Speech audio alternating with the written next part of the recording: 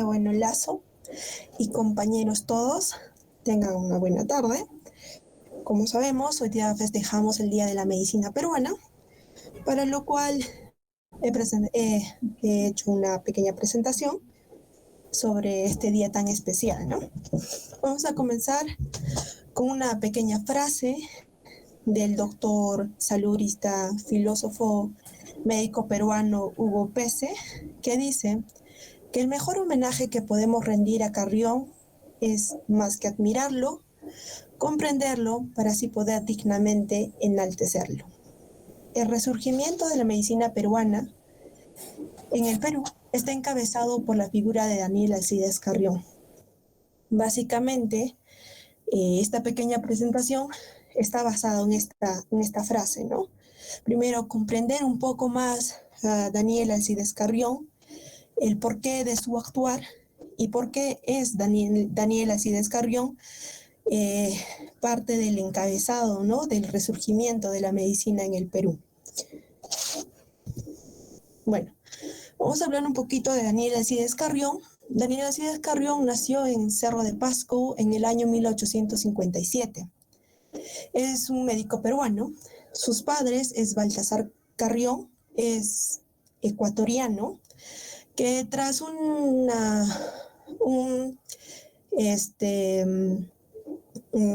se podría decir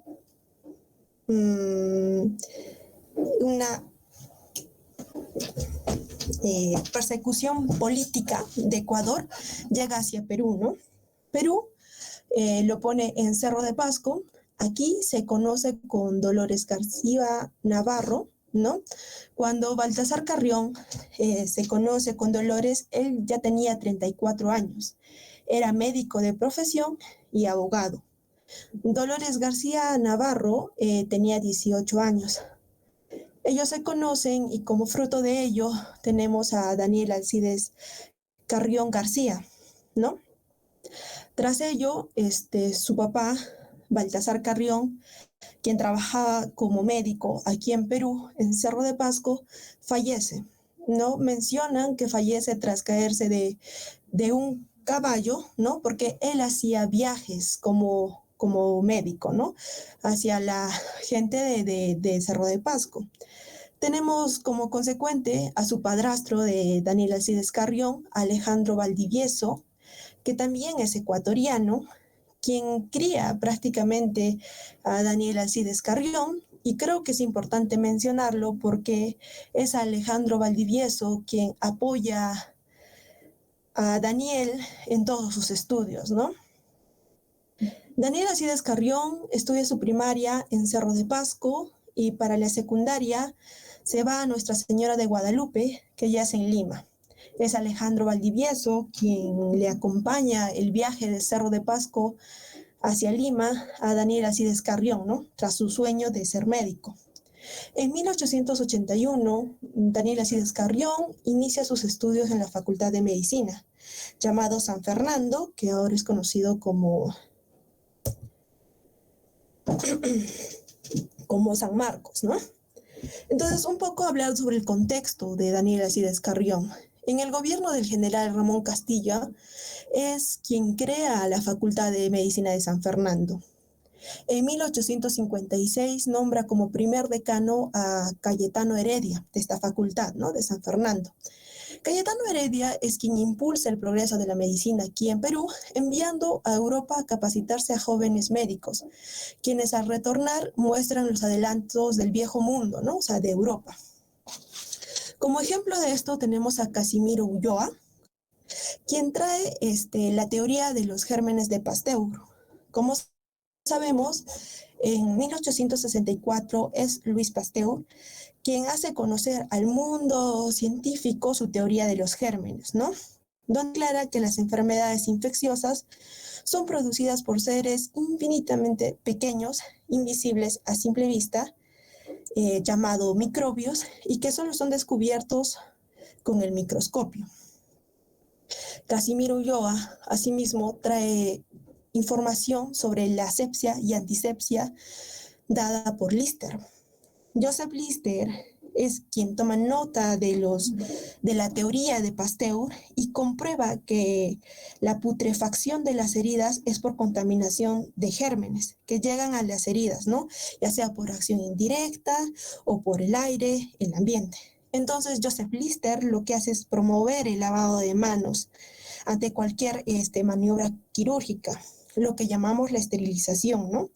Promovió la esterilización de los campos y de los instrumentos. Ahora, otro punto importante también que nos trae Casimiro Ulloa es el estudio de Koch. Como sabemos, Robert Koch es quien descubre, ¿no? el germen de la tuberculosis. Y sus postulados logran establecer los requisitos necesarios para probar que un determinado microbio es el causante de una enfermedad infecciosa. Entonces, ellos, junto a los destacados profesores de la época, enseñan los progresos de la medicina, ¿no? A sus estudiantes, dentro de los cuales se encontraba Daniel Alcides Carrión. Daniel Alcides Carrión toma un gran interés en los avances de la medicina en la época, y en especial sobre la verruga peruana, pues Daniel Alcides fue un testigo de los estragos que producía esta terrible enfermedad por aquella época. Se había desatado una epidemia en el valle de Huarochirí, donde se construía, ¿no? un ferrocarril central que llevaba de Lima hacia La Oroya. Entonces, Daniel Alcides Carrión menciona que solo con experimentos arriesgados progresa la medicina. Y si tan grave fuera y arriesgara mi vida, habría calmado mis ardientes deseos de hacer algo por la humanidad doliente. Daniel Alcides Carrión denomina a la humanidad doliente como a los pacientes, ¿no? enfermos. Entonces, él nos da a entender que todo sacrificio es importante y se puede hacer y se debe hacer por la humanidad y por los pacientes. Aquí les menciono un poco sobre la historia de cómo es que llega a inocularse Daniel Alcides Carrión o cómo toma la decisión de inocularse, ¿no? Vamos a ver que en el año 1885, específicamente el 29 de julio, hay una convocatoria a un concurso sobre la verruga peruana. Quien hace esta convocatoria es la Academia Libre de Medicina, ¿no? Entonces, Daniel Alcides Carrión ya tenía información sobre la verruga peruana, ya había visto a pacientes sufrir sobre esta enfermedad.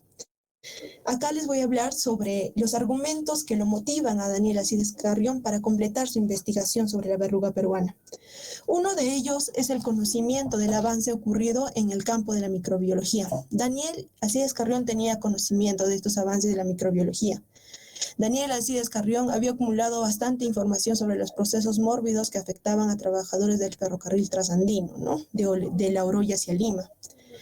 Otro de los argumentos que dicen es la intrusión chilena. Por aquella época teníamos la guerra contra Chile.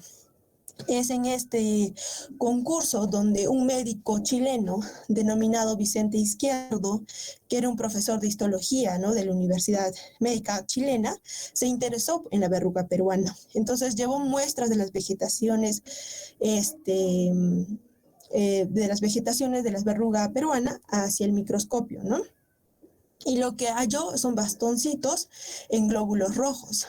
Entonces, Carrión hace como un celo, podría decirse, patriótico, donde Carrión expresa que cómo es posible que un médico chileno que había visto escasos casos de verruga en poco tiempo ya quiera entrometerse para solucionar un problema nacional, ¿no?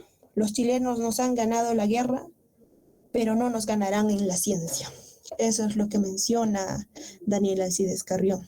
Y otro punto o otro argumento es sobre la teoría que tenía o el conocimiento que tenía de francés Georges Cuvier, ¿no? que es un anatomista, que estudia la anatomía comparada y es un paleontólogo, que dice que el hombre no será bien conocido si no se estudia en el hombre.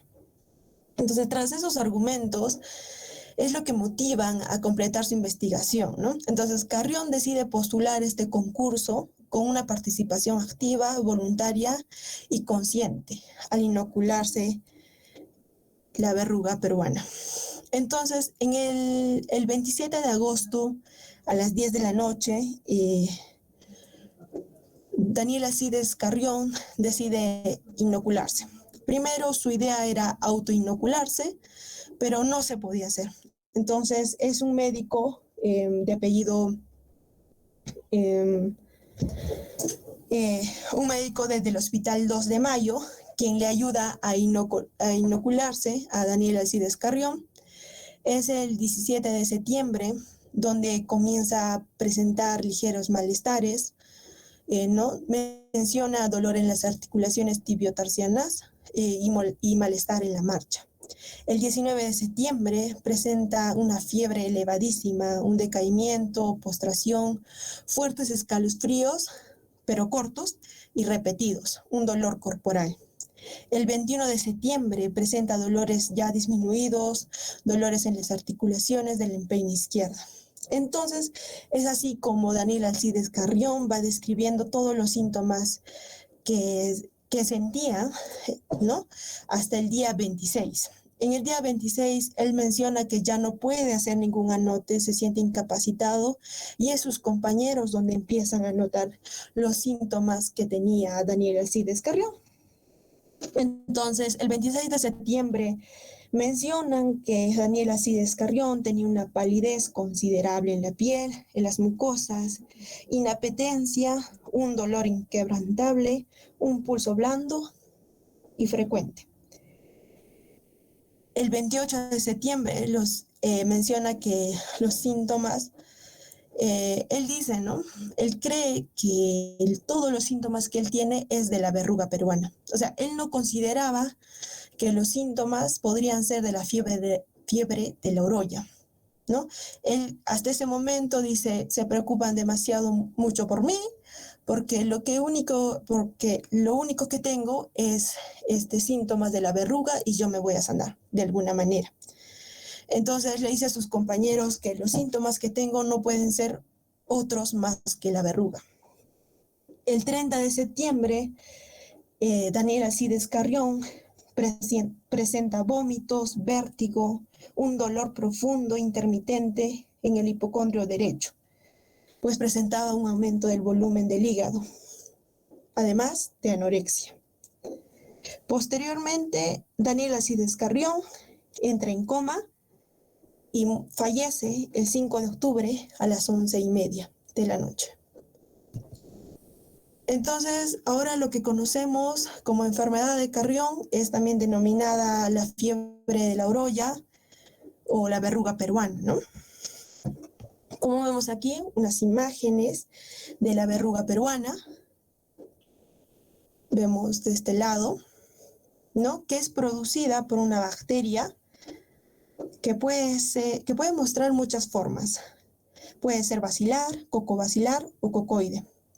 Puede llegar a medir de 2 a 3 micrómetros de largo y de 0.2 a 0.5 micrómetros de ancho. Fue descubierta por Alberto Barton en 1905, pero no fue publicada hasta 1909. Él descubrió a la bacteria como bacteria endoglobular que parasitaba a los eritrocitos. El contagio es por la picadura de mosquitos del género Lutzomia, ¿no? Estas pican a individuos infectados y llevan la bacteria a otros sanos. Y de esta manera se infectan, ¿no? Ahora, el desarrollo de la enfermedad, tenemos una fase asintomática, aguda y crónica. En la fase asintomática, la cual quiere decir que no lleva síntomas, la fase aguda, como Daniel Alcides Carrión lo describe, ¿no? Es fiebre, malestar general, ictericia. Esta fase es caracterizada por una anemia hemolítica severa e inmunosupresión. La tasa de mortalidad de pacientes puede llegar de un 40 a un 90%. Y en la fase crónica está caracterizada por una fase eruptiva, ¿no? En el cual los pacientes ya desarrollan una reacción cutánea, producida así por la proliferación de las células endoteliales y se le conoce como la verruga peruana. Entonces, En resumen, podemos decir que en 1875 ocurre una epidemia caracterizada por una fiebre y anemia, a la cual se le denomina fiebre de la Oroya en la región de la construcción de la vía férrea, ¿no?, entre Lima y La Oroya. En 1885 es Daniel Alcides Carrión, estudiante de medicina, que se inocula con el material tomado de un paciente, ¿no?, con la verruga peruana. Después de 21 días, o sea, estos 21 días de fase asintomática, luego sigue la fase sintomática. Acá dice, después de 21 días, inició síntomas de fiebre de la Oroya y murió un mes después, posteriormente. Luego, Alberto Barton descubre el agente causante, ¿no?, el agente etiológico de la enfermedad de Carrión. Entonces, esta es, para terminar, la última frase que dice Daniel Alcides Carrión, ¿no?, antes de fallecer: aún no he muerto, amigo mío. Ahora les toca a ustedes terminar la obra comenzada, siguiendo el camino que les he trazado.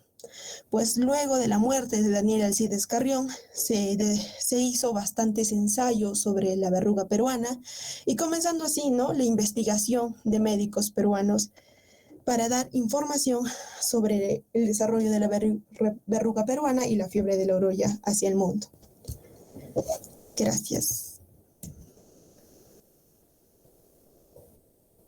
Muy bien, gracias, Mariluz.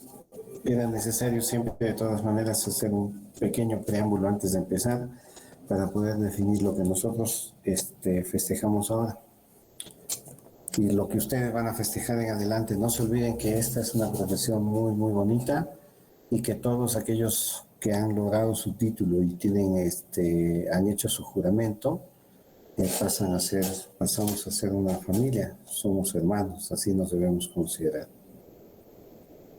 Así como hay buenos hermanos, hay malos hermanos, así como hay desentendidos con los hermanos, también hay otros. Por lo tanto, debe ser así. Esto viene en el código de ética y de ontología. Pero bueno, feliz día nuevamente y arrancamos con quemaduras. Vamos.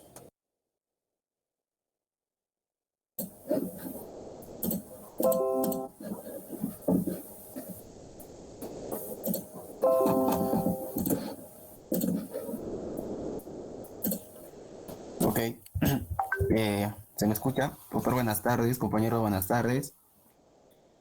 Bueno, en esta oportunidad vamos a exponer acerca de lo que vienen a ser las quemaduras y la fisiopatología de las quemaduras. Okay. Bien, vamos a empezar con un concepto acerca de lo que viene a ser la cascada del ácido araquidónico, porque como bien sabemos, el ácido araquidónico se va a obtener a partir de lo que viene a ser múltiples enzimas y la cual van a actuar en diferentes sistemas del organismo de una forma autocrina o paracrina. Ahora, es importante porque frente a muchas situaciones patológicas, estos compuestos van a incrementar su producción relacionándose de una manera directa con los procesos inflamatorios. A la cascada de coagulación del ácido a la cascada del ácido araquidónico también se le llama como los eicosanoides. Los eicosanoides en sí van a ser derivados de ácidos grasos que van a desarrollar una variedad de acciones en los tejidos de los vertebrados. Y a diferencia de las hormonas, estas no son transportados por el torrente sanguíneo y van a actuar en el tejido en donde son producidos. El nombre proviene del griego porque todas estas moléculas tienen cadenas hidrocarbonadas de 20 carbonos y de la palabra eikos, del griego eikos, que proviene 20, de ahí proviene ese nombre que viene a ser eicosanoide. Ahora,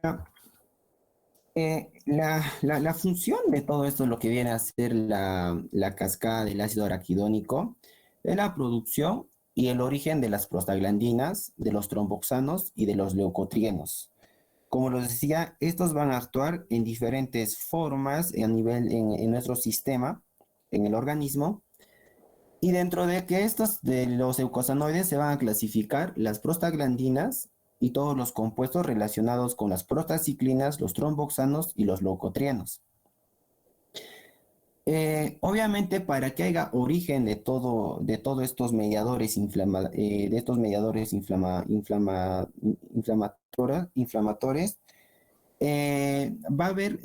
va a ser producto ya sea de un efecto de inflamación, o puede ser, por ejemplo, de un factor, de un estímulo químico, de un estímulo físico, incluso de productos microbianos o frente a un traumatismo a nivel de la membrana celular.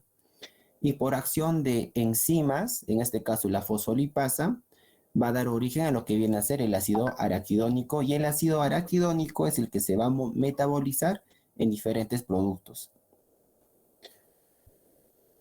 Cuando nosotros ya, a partir de lo que viene a ser la enzima fosfolipasa, específicamente la enzima fosfolipasa 2, se va a producir lo que viene a ser las prostaglandinas y lo que viene a ser los leucotrienos, pero a partir de unas enzimas, como viene a ser las ciclooxigenasas y las lipoxigenasas.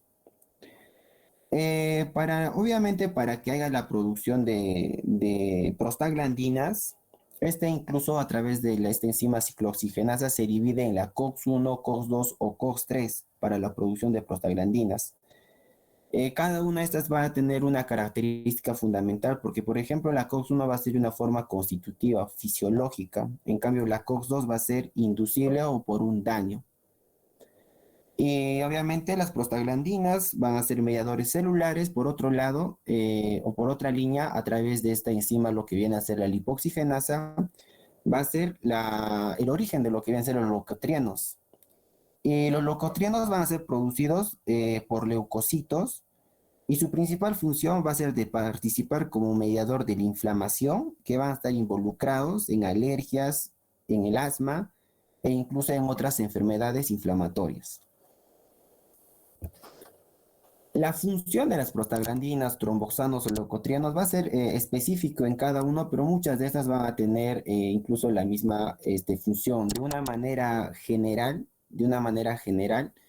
al igual que las hormonas tienen efectos a muy bajas concentraciones en procesos como por ejemplo respuestas inflamatorias en múltiples patologías como por ejemplo la artritis reumatoide, la psoriasis, etc.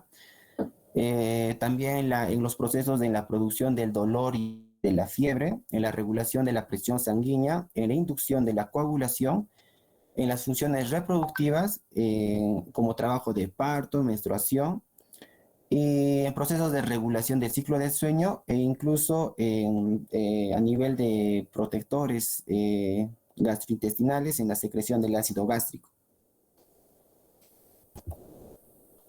Es importante saber de que a través de la COX-1, de una forma constitutiva, como les mencionaba, las prostaglandinas cumplen esa función, pero estas a la vez se van a subdividirse, ¿no? Que tenemos las prostaglandinas o las prostaciclinas a nivel del estómago, que va a cumplir una función, ¿no? Como una protección a nivel de una secreción a nivel de las mucosas, a nivel del estómago, por ejemplo, o por ejemplo también a nivel de riñón, ya sea la prostaglandina E2 o la prostaglandina I2, que esto por ejemplo, va a tener una función renal, un vasodilatador, que más adelante lo voy a explicar, y a través de la función renal, por ejemplo, al ser vasodilatador, estas prostaglandinas favorecen lo que viene a ser el flujo sanguíneo, en la natriuresis o incluso en la liberación de la renina. Igual en las plaquetas, como los tromboxanos o en el endotelio, de una manera fisiológica, constitutiva, como les mencionaba. Ahora, por el otro lado, de la COX-2, esta va a ser inducible, o sea, va a ser por un daño, y cuando ya, por ejemplo, un tejido ya está inflamado, el estímulo para la producción de las prostaglandinas, o en este caso van a ser por estímulo de citocinas o de los nitrogenados radicales libres de oxígeno. Y por otro lado, lo que hay otras bibliografías que hablan también de la COX-3, ¿no? Mayormente la COX-3 va a ser una isoforma de la COX-1, y se ha observado en humanos una abundante expresión de un ARN mensajero de la misma en el córtex cerebral y en el corazón. Entonces, y obviamente los fármacos van a tener una función muy específica, qué nivel pueden actuar para la inhibición de estos mediadores inflamatorios. Entonces, lo voy a explicar en este gráfico para, para poder entender muchas cosas con respecto, por ejemplo, a un paciente quemado. Por ejemplo, vamos a poner este caso, ¿no? Como bien les decía, eh, eh, me dejo explicar. O sea, para que haga el origen del ácido araquidónico, yo les mencioné que esto se va a activar frente a estímulos físicos, químicos, mecánicos o traumáticos, por ejemplo, ¿verdad? Entonces, cuando hay por ejemplo, un paciente quemado hacia un proceso, un factor de inflamación que va a ir a nivel de la membrana celular. Como sabemos, la membrana celular tiene una composición lipídica y todo lo que viene a ser estos mediadores inflamatorios, como las citocinas o lo que viene a ser los citocinas o factores proinflamatorios, esto va a estimular a una enzima muy específica que va a ser la fosfolipasa, pero específicamente a la fosfolipasa A2. Al estimular a esta enzima, la fosfolipasa A2 a nivel de la membrana celular, da origen a lo que viene a ser el ácido araquidónico, como podemos ver en la pantalla. Ahora, cuando ya obtenemos el ácido araquidónico va a tener dos vías tanto como les decía para la producción ya sea de los prostaglandinas, de los tromboxanos por un lado, y la otra vía para la producción de los leucotrienos. ¿Ok? Ahora, pero para que se desdoble por estas dos líneas, van a interactuar enzimas muy importantes también. Por el lado izquierdo, la enzima cuya función va a actuar muy bien hacia el nivel del ácido araquidónico va a ser la ciclooxigenasa. A través de la ciclooxigenasa va a dar origen lo que viene a ser primeramente las prostaglandinas G2, posteriormente a las prostaglandinas H2 y posteriormente a partir de la prostaglandina H2, la prostaciclina, los tromboxanos y los otros tipos de prostaglandinas. Las prostaglandinas y los tromboxanos, como bien le mencionaba, específicamente, por ejemplo, cuando se deriva lo que viene a ser las prostaciclinas I2, el efecto que va a causar esta va a ser la vasodilatación y lo que viene a ser la inhibición de la agregación plaquetaria de una manera fisiológica. Ahora, cuando se da origen a partir de la prostaglandina H2, lo que viene a ser los tromboxanos A2, esto lo que va a causar en nuestro organismo va a ser la vasoconstricción y lo que va a favorecer a la agregación plaquetaria. Y las prostaglandinas D2 y la E2, esto también va a causar lo que viene a ser la vasodilatación y también va a aumentar lo que viene a ser la permeabilidad vascular. Además de eso, también lo que produce de una manera directa va a ser la fiebre, incluso, o sea, estimula sobre la serotonina, que más adelante, por ejemplo, lo vamos a ver, a que produzca dolor, fiebre e incluso protecciones gastrointestinales o a nivel renal. ¿Ok? Por otro lado, por la otra línea, es importante también conocer que la lipoxigenasa va a ser una enzima que también va a actuar sobre el ácido araquidónico para la formación de lo que vienen a ser los leucotrienos. Esta enzima, al actuar sobre el ácido araquidónico, lo primero que va a formar va a ser la 5-hidroxiperoxieikosa tetraenoico para que forme lo que viene a ser el 12-lipoxigenasa. Pero una vez de las 5-hidroxiperoxieikotetraenoico va a producir lo que viene a ser los leucotrienos A4. De los leucotrienos A4, se va a derivar lo que viene a ser los leucotrienos B4 y esto va a ayudar a que haya quimiotaxia, a que ya sea las bacterias u otras células dirigen sus movimientos de acuerdo con las concentraciones de ciertas sustancias químicas. Y a partir del leucotrieno A4 va a derivar o se va, va a dar origen a lo que vienen a ser los leucotrienos CD4, los leucotrienos D4 y los leucotrienos E4. Y estas van a cumplir lo que viene, o la función o la causa que va a producir va a ser el broncoespasmo, la permeabilidad vascular aumentada, ¿no? El aumento de la permeabilidad vascular. Y por otro lado, lo que viene a ser la 2-lipoxigenasa, la lipoxina A4B4, esto ayuda en la inhibición de la inflamación. Entonces, esto es muy importante conocer porque si nosotros vemos con respecto a las funciones que cumplen estos mediadores inflamatorios, asociados a múltiples factores, es producto en el organismo que causa, por ejemplo, mucha sintomatología, mucha clínica. Por ejemplo, ¿no? Si nosotros hablamos, por ejemplo, digamos, de una causa, digamos, de producción bastante de prostaglandinas, ya sea D2 o E2, que esto incrementa la permeabilidad vascular y está asociado a otros factores como aumento de la presión hidrostática o disminución de la presión oncótica, podemos ver claramente lo que puede producir un edema en un paciente. O, por ejemplo, ¿no? En los pacientes asmáticos, por ejemplo, cuando hay mucho secreción de leucotrienos, pues en lo que pasa en un paciente va a producir lo que viene a ser dilatación, broncoespasmo, ¿no? Contracción del músculo liso a nivel de los bronquios. Entonces, de aquí podríamos sacar muchas cosas y es muy importante conocer por eso el ciclo o la cascada del ácido araquidónico. Y como bien también ya muchos, bueno, como bien también es muy importante saber que a nivel, o sea, a qué nivel actúan, hablando de fármacos, tanto los esteroides o los AINES, ¿no? Cuando nosotros, por ejemplo, queremos inhibir todo esto de una manera global, que no haya ácido araquidónico, entonces lo que nosotros damos vienen a ser los corticosteroides y esto actúa e inhibe a nivel de las enzimas de las fosfolipases.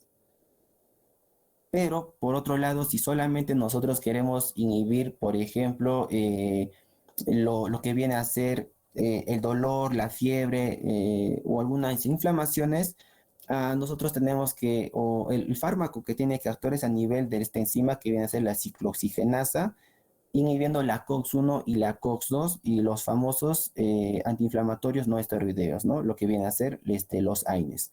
Obviamente, conociendo esto, incluso podemos ver claramente los efectos adversos que puede producir en un paciente.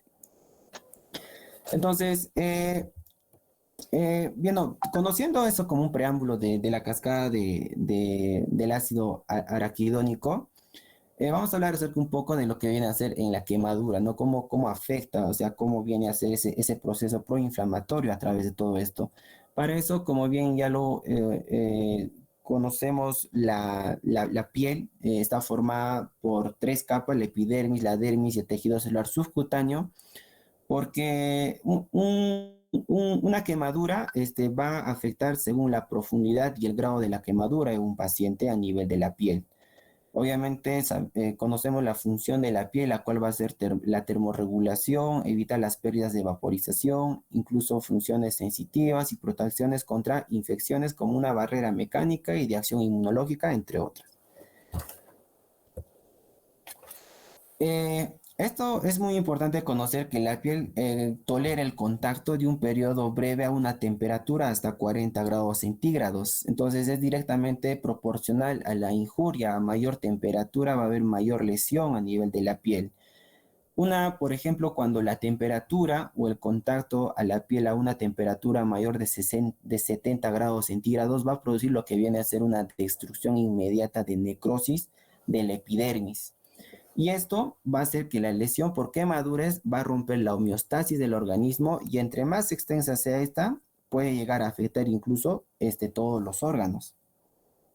y la severidad de la lesión por una quemadura se va a relacionarse con la transferencia del calor.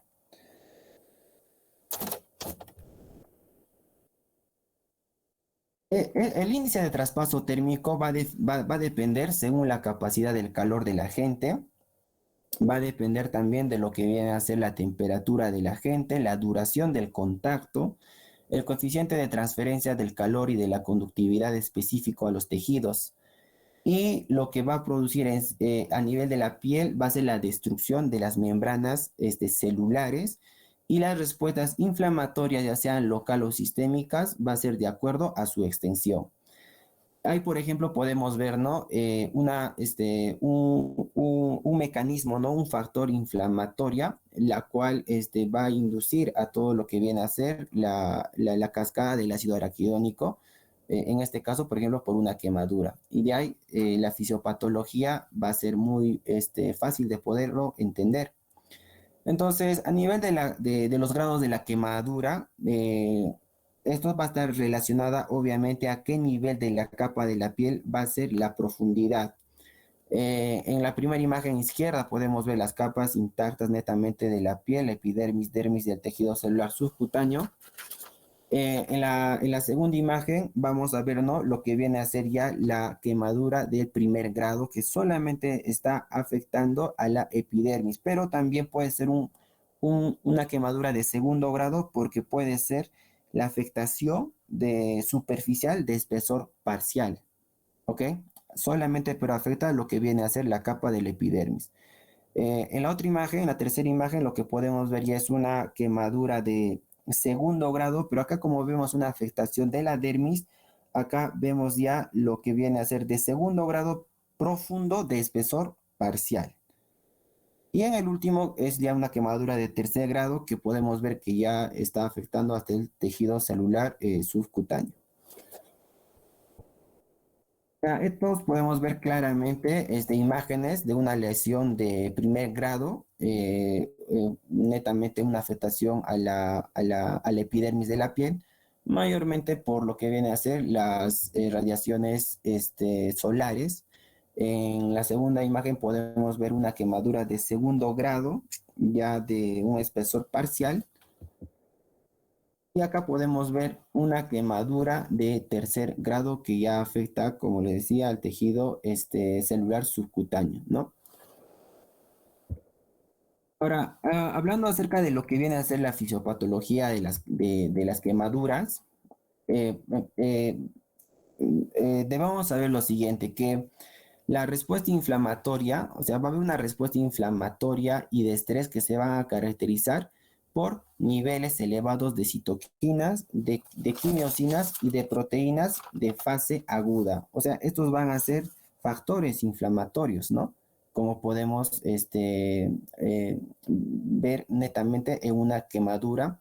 Y así como va a aparecer también un estado hipermetabólico impulsado por un tono simpático sostenido, que puede persistir más allá de la fase aguda de la tensión. Entonces, estos varios factores van a contribuir a la magnitud de la respuesta del huésped.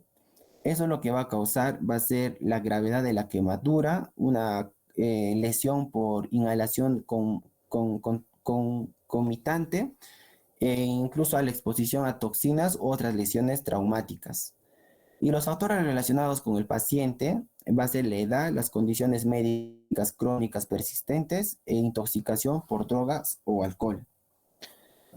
Ahora, obviamente, un paciente quemado va a haber tanto alteraciones locales o sistémicas. Entonces va a ser todo un camino para poder llegar a cómo puede, o sea, cómo va a ser la fisiopatología. La afectación primero va a ser a una alteración local. Después, cuando llega a lo que viene a ser, cuando hay una afectación ya de una alteración local, lo que va a producir es lo que va a ser los mediadores químicos, ¿no? Los mediadores inflamatorios que va a llegar a nivel del tejido.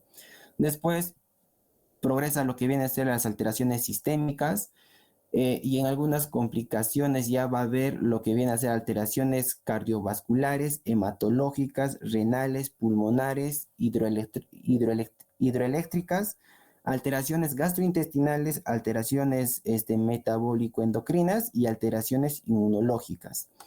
En esta imagen inferior derecho podemos ver tres zonas que va a tener a nivel de la epidermis y de la dermis.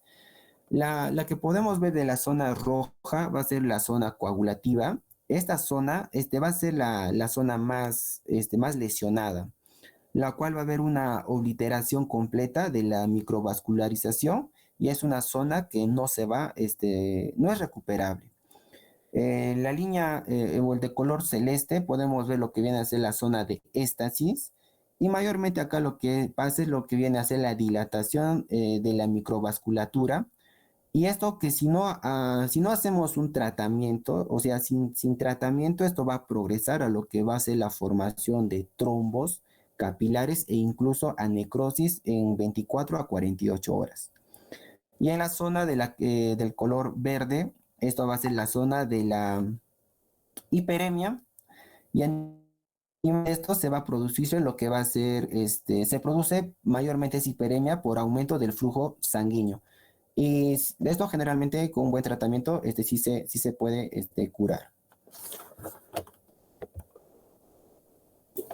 Las quemaduras producen alteraciones locales y sistémicas. Las alteraciones locales se producen por necrosis coagulativa del epidermis y de los tejidos más profundos. La profundidad de la quemadura va a depender de la temperatura a la cual se exponga la piel y de la duración de la exposición. Entonces, la lesión cutánea producida por una quemadura se va a dividir en tres zonas: la zona de coagulación, la zona de éstasis y la zona de hiperemia.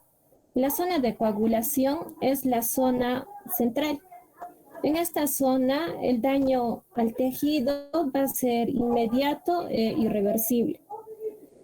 La zona alrededor de la zona de coagulación es la zona de éstasis. En esta zona hay un grado moderado de lesión con una perfusión disminuida del tejido. Hay daño vascular y hay aumento de la permeabilidad vascular. Esta zona de éstasis puede recuperarse si se restituye la perfusión al tejido, o también puede evolucionar a necrosis si la perfusión al tejido es insuficiente. Esta zona representaría a las quemaduras de segundo grado. La zona más periférica es la zona de hiperemia. En esta zona se presenta una importante vasodilatación. Va a contener el tejido que no está en riesgo de necrosis y generalmente este tejido se va a recuperar sin mayor dificultad. Esta zona correspondería a al primer grado de las quemaduras. Siguiente, por favor. Dentro del papel de los mediadores químicos encontramos al tromboxano A2, el cual es un potente vasoconstrictor que se va a encontrar en altas concentraciones en las zonas de herida por quemadura. Este agente va a favorecer a la disminución del flujo sanguíneo, así como la agregación plaquetaria. Otros mediadores que participan son la prostaglandina E2, que produce vasodilatación arteriolar, la prostaglandina I2, que produce antiagregación plaquetaria. La histamina y la bradiquinina producen aumento de la permeabilidad capilar. Siguiente, por favor. Otros mediadores tenemos la serotonina, que estimula a los mastocitos a liberar histamina, el cual aumenta el efecto vasodilatador. También encontramos a los radicales libres de oxígeno, que aumentan la respuesta del proceso inflamatorio. Los factores de complemento C3 y C5 aumentan la liberación de histamina y con ello aumentan el efecto vasodilatador. El factor de necrosis tumoral, interleuquina 1 e interleuquina 6 y las catecolaminas aumentan el estado hipermetabólico que se producen en las quemaduras. Los antioxidantes los antagonistas de bradiquininas y la presión subatmosférica de la herida mejoran el flujo de sangre y juegan un papel clave en la profundidad de la lesión. La pérdida de la integridad microvascular conduce a un aumento de la vasodilatación y aumento de la permeabilidad capilar, el cual conduce a la extravasación de líquido y proteínas al espacio intersticial y como consecuencia la aparición de edemas. Siguiente, por favor. Como alteraciones sistémicas, las quemaduras extensas se asocian a liberación masiva de estos mediadores inflamatorios hacia la circulación, produciendo una respuesta inflamatoria sistémica. Estos mediadores, que ya les mencioné, aumentan la permeabilidad vascular y con ello aumentan la extravasación de líquido al intersticio, con la aparición consecuente de edema. Como consecuencia directa de esta extravasación de líquido al espacio intersticial, se produce hipovolemia, el cual nos puede generar disminución de la perfusión y disminución del aporte de oxígeno a los tejidos. Y como resultado, las quemaduras van a tener la capacidad de alterar varios sistemas corporales, en proporción directa a su extensión. Algunas alteraciones pueden ser de corta duración, pero otras pueden ser de larga duración, las cuales pueden persistir hasta que se restablezca la perfusión tisular. Siguiente, por favor. Como alteraciones cardiovasculares, inicialmente se produce la vasoconstricción, que luego va a ser sustituida por vasodilatación y aumento de la permeabilidad vascular, el cual es inducido por grupos de moléculas como los neuropéptidos, como sustancia P y calcitonina. También participan la serotonina e histamina como potentes vasodilatadores, o bradiquinina e histamina como potentes, la bradiquinina y la histamina van a aumentar la permeabilidad vascular. Todo ello va a generar que aumente la extravasación hacia el tercer espacio, ya sea local o sistémico, el cual va a provocar finalmente la hipovolemia. Con ello disminuye el retorno venoso y por lo tanto disminuye el gasto cardíaco. Además que se produce un aumento de la resistencia vascular periférica. 12 a 18 horas posteriores al trauma, aumenta el gasto cardíaco, el cual puede permanecer elevado hasta la cicatrización de todas las heridas. Y la resistencia vascular periférica, que inicialmente se encuentra aumentada, después de 12 a 18 horas posteriores al trauma, disminuye la resistencia vascular periférica. Siguiente, por favor. Como alteraciones hematológicas, el shock inicial de la quemadura puede verse exacerbado por hemólisis aguda, el cual se debe a dos causas. Primero, por destrucción de eritrocitos directamente por contacto con el calor, o segundo, por disminución de la vida media de los eritrocitos afectados. Esta disminución se debe al daño directo al eritrocito o por anemia hemolítica microangiopática que puede persistir hasta por 2 semanas. A pesar de que hay una disminución de la masa eritrocitaria entre el 3% y 15% en las quemaduras extensas, inicialmente el paciente permanece hemoconcentrado y con un aumento del hematocrito de aproximadamente 60%, el cual se debe a que la pérdida de líquido intravascular es mayor a la pérdida de la masa eritrocitaria. Los pacientes con quemaduras extensas pueden desarrollar alteraciones de la coagulación por 2 mecanismos. Primero, por trombocitopenia, que se debe frecuentemente al resultado de la excisión de una herida por quemadura. O segundo, por depleción o síntesis inadecuada de factores de coagulación el cual se produce por una coagulación intravascular diseminada. La disminución de la masa eritrocitaria tiene varias causas, ya sean hemolíticas por disminución de la eritropoyesis o aglutinación de los glóbulos rojos. Siguiente, por favor.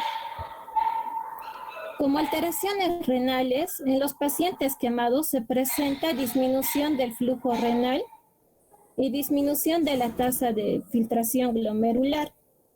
La angiotensina, la aldosterona y la vasopresina producen disminución del flujo renal.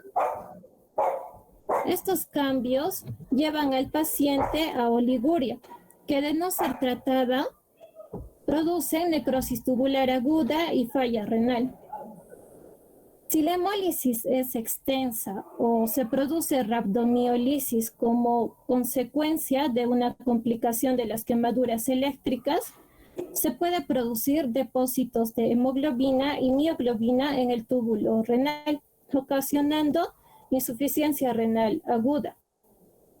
Así también se puede producir taponamiento de los mismos con posterior necrosis tubular aguda e insuficiencia renal aguda. Siguiente, por favor. Las alteraciones pulmonares van a ser la mayor causa de muerte como complicación de una quemadura y van a resultar de la combinación del daño directo por inhalación. En los pacientes quemados con alteraciones pulmonares se puede presentar el edema de vías respiratorias, colapso alveolar, edema pulmonar o disminución del surfactante pulmonar. La quemadura pulmonar más frecuente se debe a inhalación de partículas incandescentes, que se produce en aquellos pacientes que permanezcan atrapados en lugares cerrados bajo el fuego, o por inhalación del vapor de agua que produce quemadura pulmonar directa, ya que se transmite 3000 veces más calor que el agua hirviendo. Siguiente, por favor. Como alteraciones hidroelectrolíticas, tenemos las que se producen durante las primeras 36 horas, como es la hipernatremia e hipercalemia. La hipercalemia es producida por lisis celular.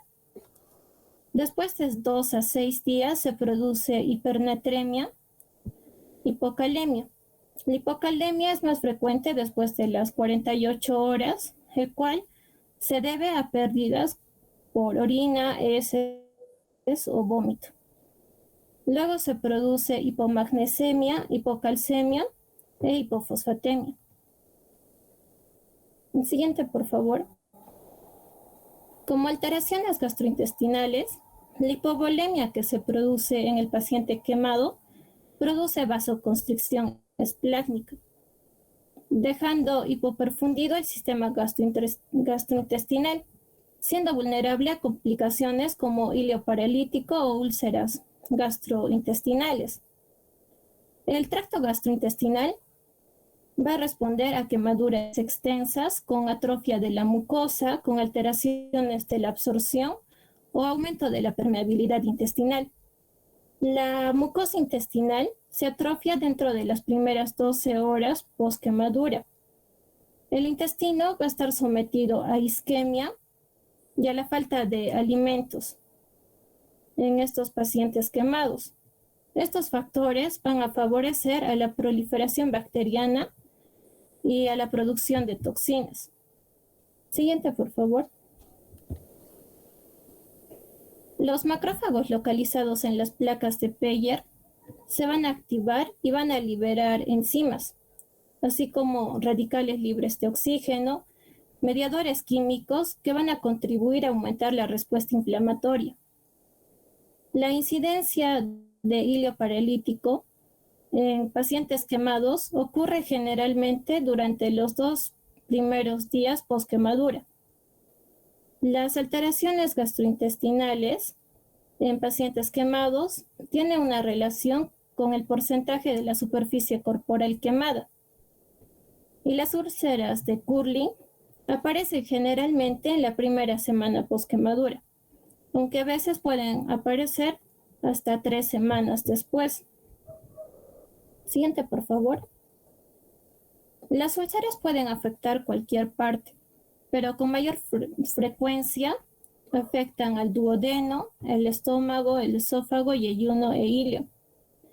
Las alteraciones metabólicas endocrinas que se producen en las quemaduras, el paciente quemado va a tener un estado hipercatabólico caracterizado por taquicardia, aumento del gasto cardíaco, aumento del consumo de oxígeno por proteólisis o lipólisis.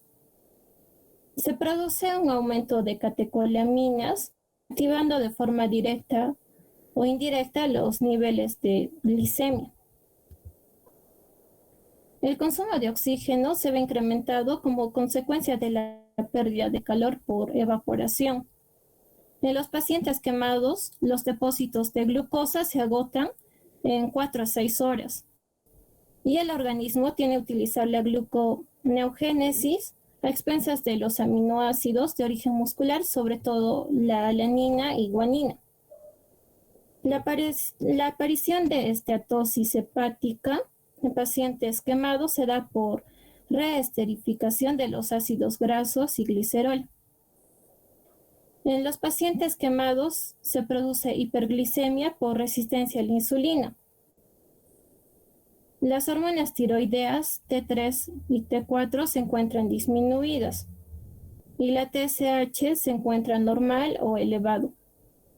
Los pacientes presentan pérdida de peso debido al aumento del catabolismo proteico de la grasa corporal. En las alteraciones inmunológicas se genera una inmunosupresión generalizada con mayor riesgo de adquirir infecciones durante la quemadura. Se producen infecciones en venopunción por catéter. En pacientes hospitalizados se produce infecciones como neumonía, infección de vía urinaria, infecciones virales o infecciones micóticas. Los grandes quemados van a presentar una alteración de la inmunidad celular y humoral. La alteración de las funciones de activación y función de neutrófilos, macrófagos, linfocitos B también van a estar alterados. Inicialmente hay leucocitosis y aumento del PCR.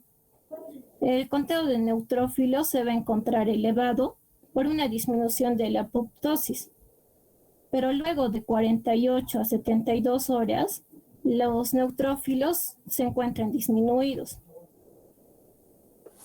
Siguiente, por favor. También se produce una disminución del complemento con activación de la cascada del complemento con una reducción tanto de C4 como de C5. La producción de prostaglandinas por el sistema nervioso central se va a atribuir a la producción de fiebre. Las infecciones generalmente producidas por bacterias endógenas, inicialmente las infecciones se van a dar por gram positivas, pero luego van a predominar las gram negativas.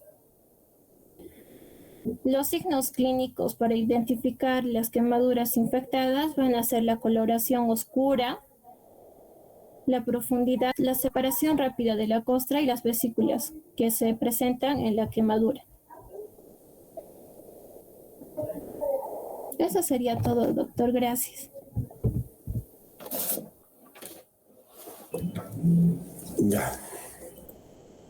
Hemos terminado todo lo que es quemaduras. Doctor, falta el grupo de gran quemados. No, doctor, falta 2 grupos de quemados, son 3. Gran quemado y uno más, también que es de quemaduras. Ya, dale entonces con los grupos para que después los pueda clasificar. En este día tan hermoso, tan bello, tan precioso. Ya. Terminen. ¿Quién sigue? Los otros grupos que siguen. Ahora sí ha aparecido una disertación de la universidad. Qué bonito. Bueno, prácticamente ahí está, ahí tienen, si se la aprenden eso, tienen más de la mitad del examen. No debí decir eso, ya, pero bueno, ya lo dije. Y el grupo que sigue, vamos.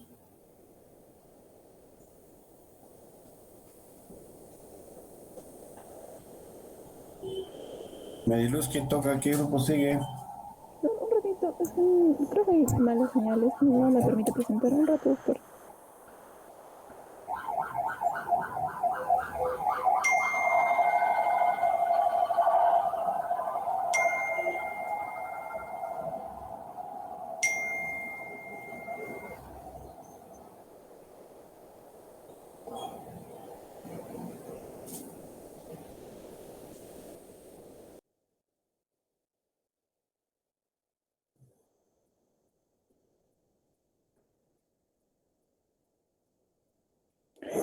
Ya. Buenas tardes, doctor. Buenas tardes, compañeros. Ahora les vamos a hablar sobre el paciente gran quemado.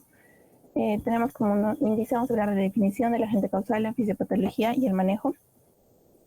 La definición tenemos que un paciente gran quemado se le conoce como aquel paciente que tiene una superficie corporal quemada de más del 25%.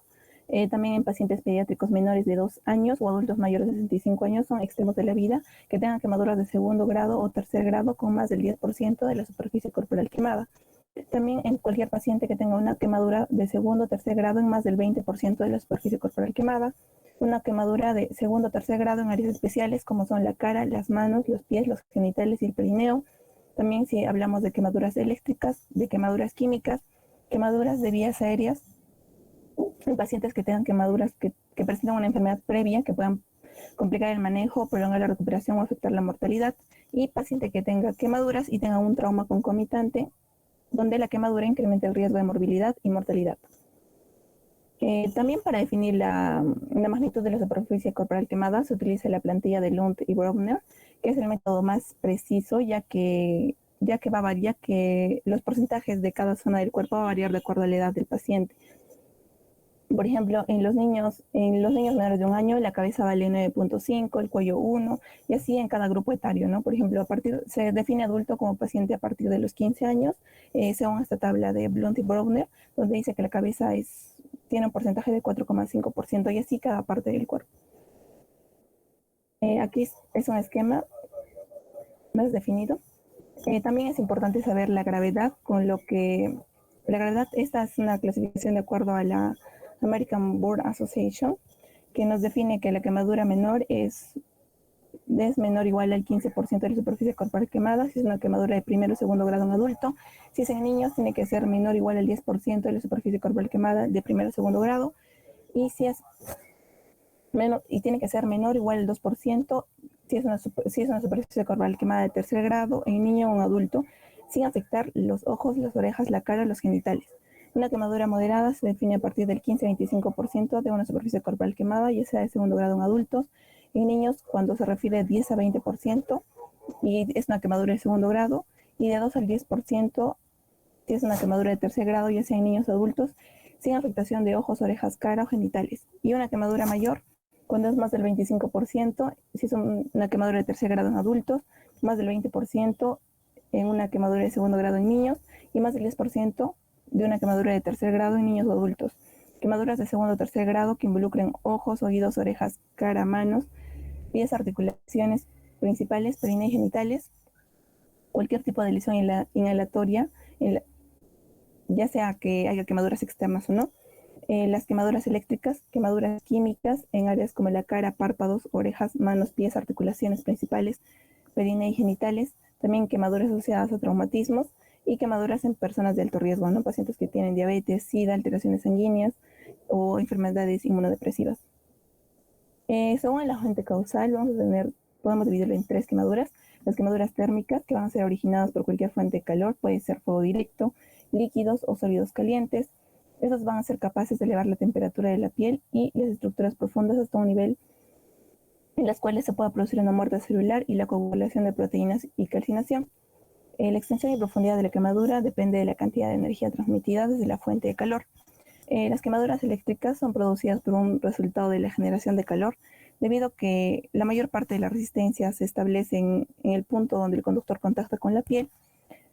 Las quemaduras eléctricas afectan esta área y pueden afectar tejidos subyacentes. Pueden tener distintos tamaños y profundidad y presentar necrosis progresiva y formación de escaras. Suele ser de mayor intensidad y afecta estructuras más profundas de lo que indica la lesión inicial. y las quemaduras químicas, que son producidas por sustancias líquidas, sólidas o gaseosas, que pueden ser ácidos o álcalis. Ambas van a producir necrosis, que pueden extenderse en su acción en profundidad durante más tiempo del que se encuentra en la piel, ¿no? En la fisiopatología podemos hablar que cuando una persona tiene un grado de quemadura, se va a activar una serie de fenómenos tendientes a reparar el daño y mantener el equilibrio interno. Esto se va a llevar gracias al estímulo que se produce en el sitio afectado. Va a ser la lesión local, que va a desencadenar una respuesta inflamatoria sistémica, que va a ser la reacción sistémica, con repercusiones homeostásicas, reparadoras, metabólicas e inmunitarias. Pero en el caso de que sea una quemadura ya sea de moderada a grave, esta respuesta inflamatoria va a estar desregulada, exagerada, descontrolada y con profundización de las lesiones, inclusive a otros órganos distantes, que puede ser el corazón, los riñones, el intestino, el sistema inmunológico, el sistema endotelial, y asimismo también van a inhibir la respuesta inmunitaria y va a favorecer el autoconsumo. Esta respuesta inflamatoria se va a caracterizar porque va a presentar niveles elevados de citocinas, de quimiosinas, de proteínas de fase aguda. También va a presentar un estado hipermetabólico que va a estar impulsado por un tono simpático que va a ser sostenido más allá de la fase aguda de la tensión. Todas estas respuestas se van a iniciar cuando el tejido quemado va a activar a las fracciones del complemento C3 y C5 y la inmunoglobulina E, que a su vez va a actuar en diferentes tipos de células, como son las células endoteliales, las células cebadas, los macrófagos y las plaquetas, las cuales va a liberar una gran cantidad de mediadores químicos, radicales libres de oxígeno y enzimas. Los macrófagos van a iniciar su función con la degradación de ácidos grasos, en específico el ácido araquidónico, y la producción de radicales libres de oxígeno y de enzimas líticas. Estos catabolitos del ácido araquidónico van a formar mediadores químicos como son los leucotrienos, las prostaglandinas y lipoxinas, cuya función principal es la vasodilatación y la activación de los polimorfonucleares. Dentro de estas prostaglandinas tenemos el tromboxano 2, que es un agente muy vasoconstrictor que va a favorecer la disminución del flujo sanguíneo y una agregación plaquetaria. Tenemos también a la prostaglandina 2, que favorece la vasodilatación arteriolar en el sitio de lesión. Tenemos a la prostaciclina, que cumple funciones de antiagregación plaquetaria. También tenemos a la histamina y la bradiquinina, que aumentan la permeabilidad capilar. También tenemos a la serotonina, que estimula los mastocitos y libera histamina, amplificando el efecto vasodilatador. Como mencioné, implicados los factores de complemento C3 y C5, que van a aumentar la acción de histamina, el factor de necrosis tumoral, la interleucina 1, la interleucina 6, y así como las catecolaminas, que van a favorecer el estado hipermetabólico del paciente quemado.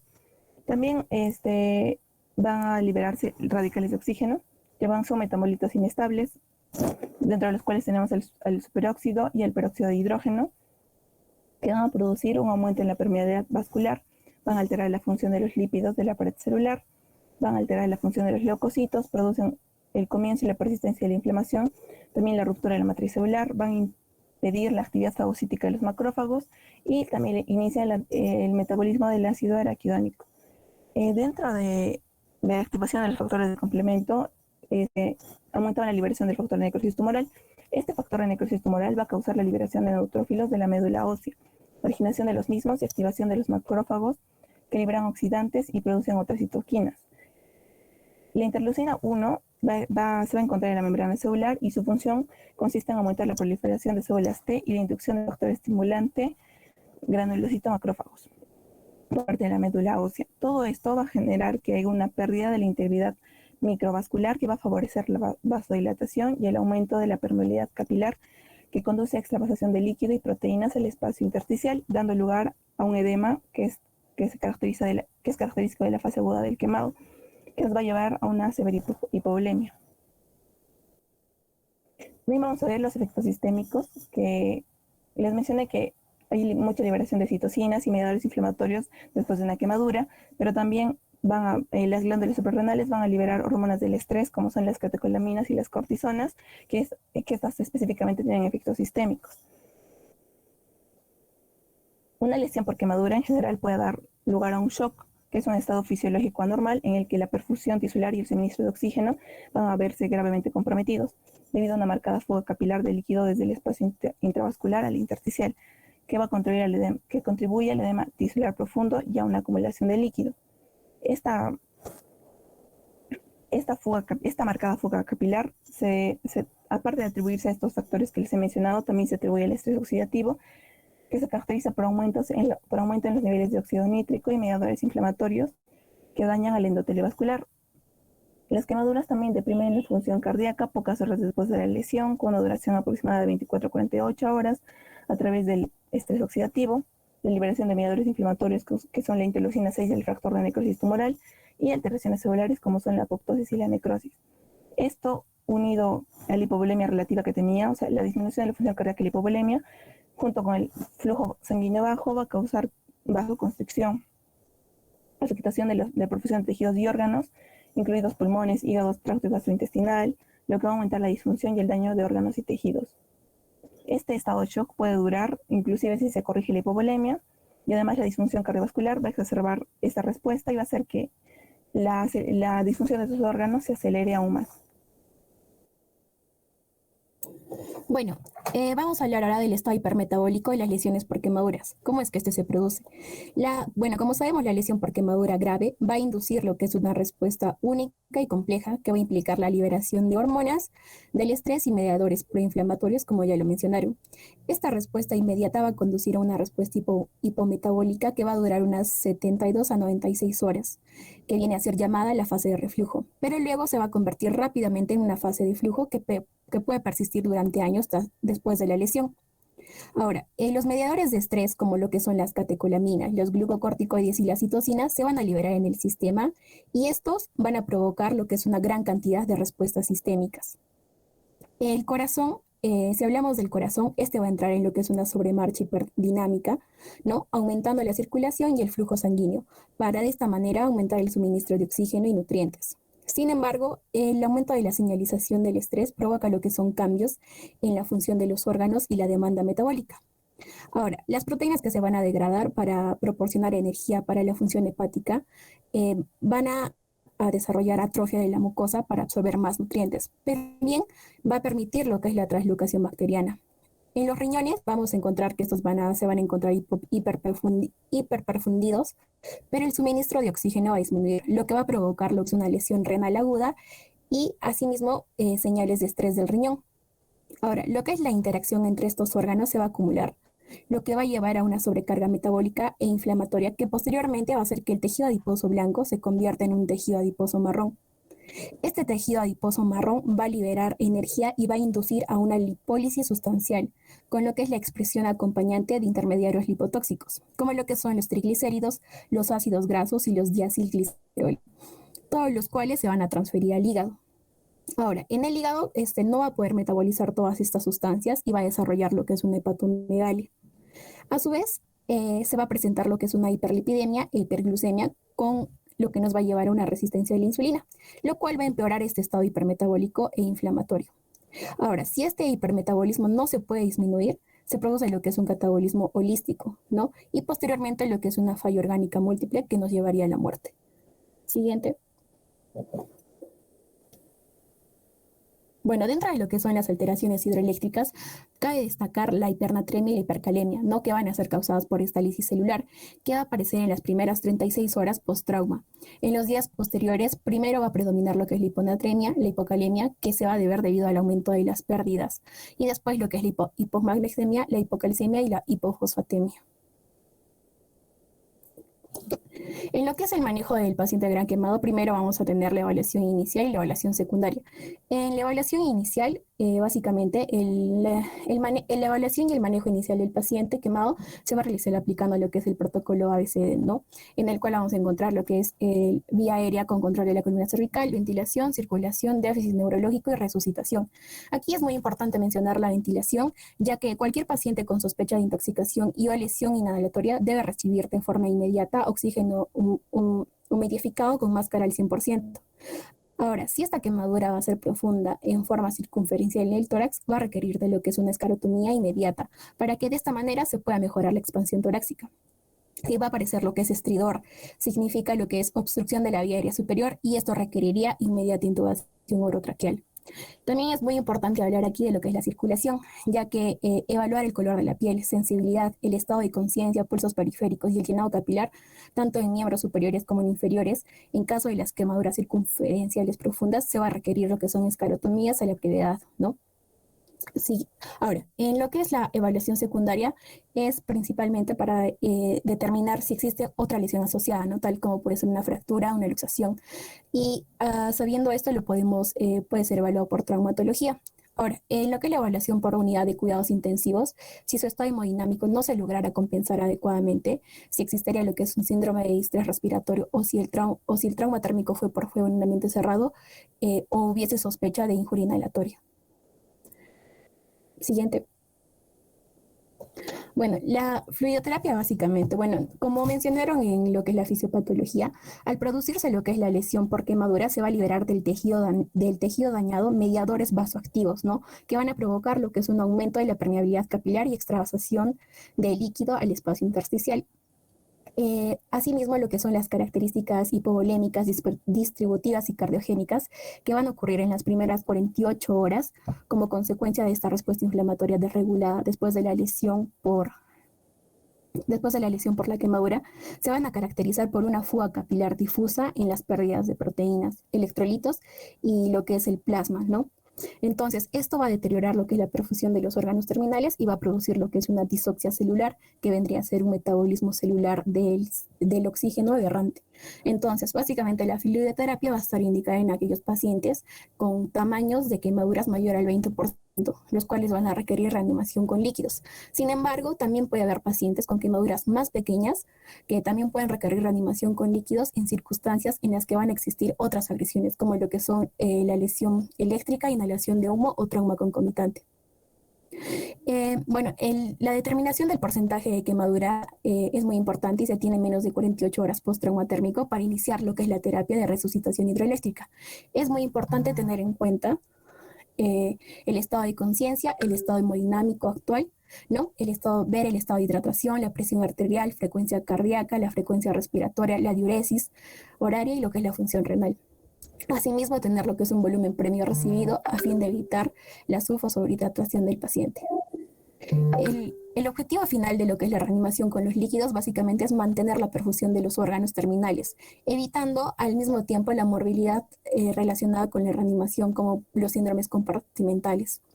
Entonces, para esto vamos a utilizar lo que son la fórmula del Parlank, que en los adultos básicamente se utiliza lo que es el lactato de rígido cloruro de sodio al 9%. Se puede dar de 2 a 4 ml por kilo de peso por el porcentaje de superficie corporal total, mientras que en los niños se va a utilizar el lactato de Ringer de 3 a 4 ml por kilo de peso por el porcentaje de la superficie corporal total. Entonces, ¿cómo se va a administrar? La primera mitad se va a administrar en las primeras 8 horas, mientras que la mitad restante se va a administrar en las siguientes 16 horas del primer día. Siguiente. Ahora, es muy importante también saber que el pilar de lo que es la reanimación con fluidos son las soluciones cristaloides, ¿no? Entre las cuales vamos a encontrar el lactato Ringer, la solución fisiológica, las soluciones hipertónicas. Dentro de lo que es la composición de líquido a administrar, en las primeras 24 horas solo se va a administrar cristaloides, evitando cualquier coloide. Y en las segundas 24 horas se puede comenzar a administrar coloides y en los adultos y niños de 0.3 a 0.5 mililitros de líquidos con coloides por kilo de peso por el porcentaje de superficie corporal total, ¿no? Ahora, en lo que es el monitoreo de la resucitación, básicamente hay que adecuarla según la presión venosa central. Es bueno mantener una presión venosa central de 5 a 10 centímetros de agua y lo que es importante valorar la diuresis. Ahora, lo que es la diuresis, en pacientes con quemaduras mayores de 20% de la superficie corporal total, mencionan que es muy importante colocar una sonda Foley. Ahora, además se debe monitorear lo que es una diuresis horaria en adultos y niños con más de 30 kilos de 30 a 50 ml por hora y en niños que pesan menos de 30 kilos de 1 ml por kilo por hora. Siguiente. Ahora, el manejo de la oliguria. Básicamente, esta va a responder a lo que es al aumentar la administración de líquidos. Se va a dar en pacientes con grandes extensiones quemadas que presentan oliguria. A pesar del aporte líquido, se debe administrar lo que son diuréticos para que de esta manera se pueda prevenir lo que es la falla renal aguda, ¿no? Que vendría a ser una de las complicaciones. Ahora, dentro de lo que es el manejo de la mioglobinuria y de la hemoglobinuria, suelen encontrarse básicamente en pacientes con lesiones por alto voltaje, más de 10.000 voltios, y en aquellos con lesiones severas de los tejidos blandos por trauma mecánico.